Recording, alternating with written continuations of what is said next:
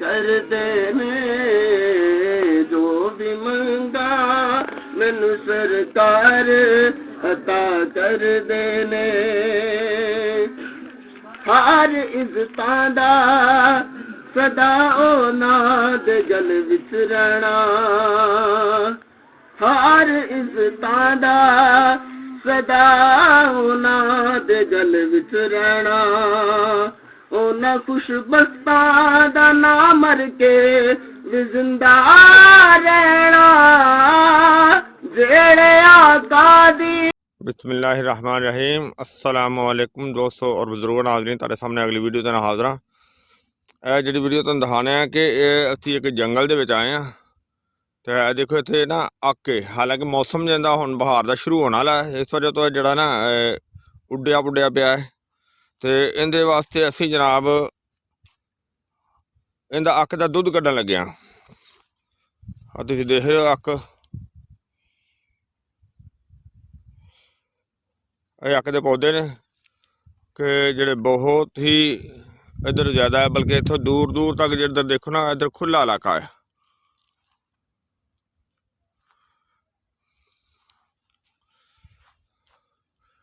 तो काफ़ी जरा ना वो झाड़ियां नमा भी है। अक बहुत ज़्यादा अक तुहानूं पता है कि अक जड़ी बूटियां दे विच एक सरदार किस्म की चीज़ है जिहड़ी कि कुश्ता जात दे विच बहुत ज़्यादा इस्तेमाल होंदी है।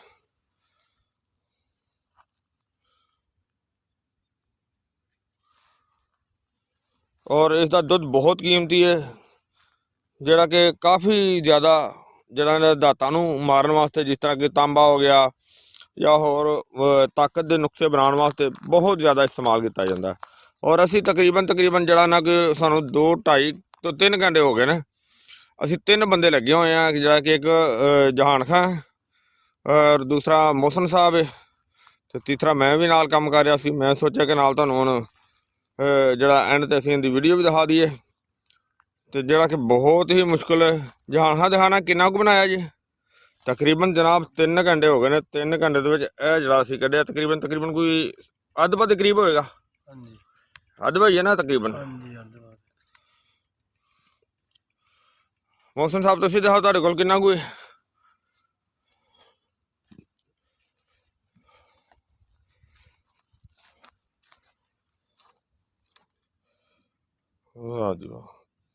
काफ़ी टाइम लगता है कि ख्याल है एक कतरा करके जरा ना असी लै रहे हैं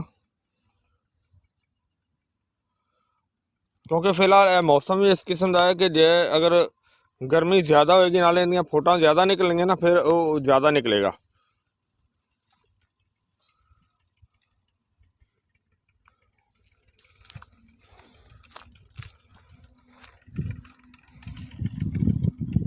क्यों जाना हाँ एक कतरा करके निकल रहा क्योंकि फिलहाल बहुत यानी कि इहदा मतलब है कि काम नहीं कर रहा।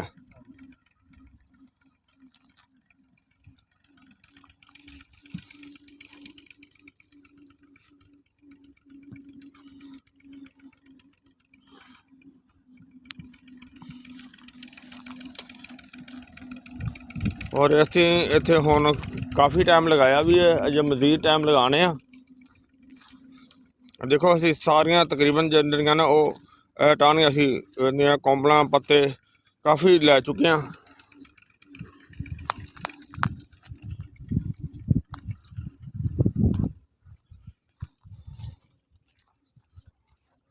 काफ़ी टाइम तो लगे असी। बहुत आला किस्म का इहदा दुध है क्योंकि असी एक नुस्खा बनाना सी जिहड़ा कि जिंदी एक डोज जी ना मर्दाना ताकत वास्ते बेहतरीन होएगी और ज़बरदस्त होएगी क्योंकि इस दे नाल काफ़ी चीज़ों के जोड़े ना कुश्ता जात बनाए जाते हैं। जिस तरह के संख का बनाया जाता है जोड़ा कि बुखार वास्ते बेहतरीन होंदा है।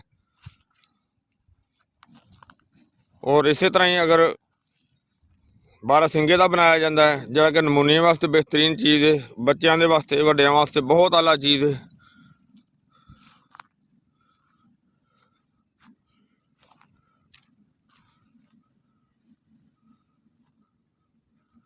जाना साहब बहुत मेहनत कर रहे हैं, बहुत ज़्यादा।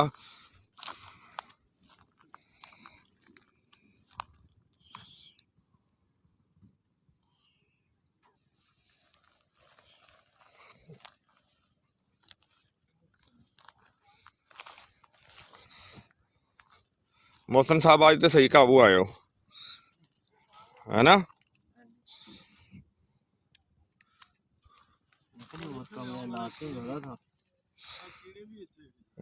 ਮੌਸਮ ਦੇ ਨਾਲ ਵੀ ਫਰਕ ਪੈਂਦਾ ਨਾ, ਜਦੋਂ ਗਰਮੀ ਦਾ ਮੌਸਮ ਜ਼ਿਆਦਾ ਹੋਏਗਾ ਉਦੋਂ ਮੇਰੇ ਨਾਲ ਇਹਦੇ ਕਤਰੇ ਜ਼ਿਆਦਾ ਨਿਕਲਦੇ ਨੇ।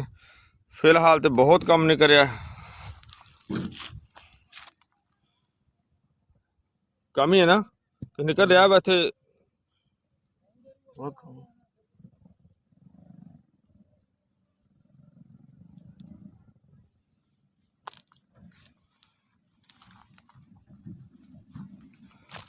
ਕਿਉਂਕਿ ਵੈਸੇ ਭਾਜਾਨਾ ਜਿਹੜਾ ਇੱਧਰ ਪਹਿਲੇ ਆਉਂਦੇ ਨੇ ਜਾਣ ਖਾਂ, ਉਹ ਕਹਿੰਦੇ ਨੇ ਕਿ ਇੱਥੇ ਤੇ ਦੂਰੋਂ ਦੇਖੋ ਤੇ ਇੱਥੇ ਅੱਕ ਹੀ ਅੱਕ ਨਜ਼ਰ ਆਉਂਦਾ ਹੈ। ਕਿਉਂਕਿ ਹੁਣ ਮੌਸਮ ਜਿਹੜਾ ਉਹ ਬਹਾਰ ਦਾ ਸ਼ੁਰੂ ਹੋਣ ਵਾਲਾ ਹੈ, ਕਿਉਂਕਿ ਅਜੇ ਹੋਇਆ ਨਹੀਂ ਸ਼ੁਰੂ।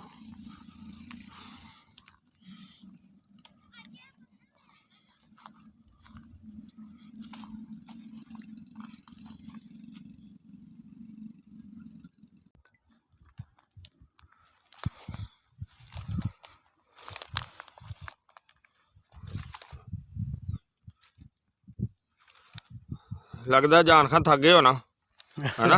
चलो इंशाल्लाह बहरहाल कढ़न का तरीका तो देख लिया, और इस तरीके के नाल यार ना प्रोग्राम चला रहे थे काफ़ी 2.5-3 घंटे तो तकरीबन 3 घंटे हो गए ने। मैं उम्मीद करना तुहानू तरीकाकार या तुहानू एरिया तुहानू जगह तुहानू साडा बोलना अच्छा लग्या होगा। इंशाल्लाह अगली वीडियो ना फिर मिलांगे। इजाज़त, अल्लाह हाफिज़, अस्सलामु अलैकुम वरहमतुल्लाहि वबरकातुहू।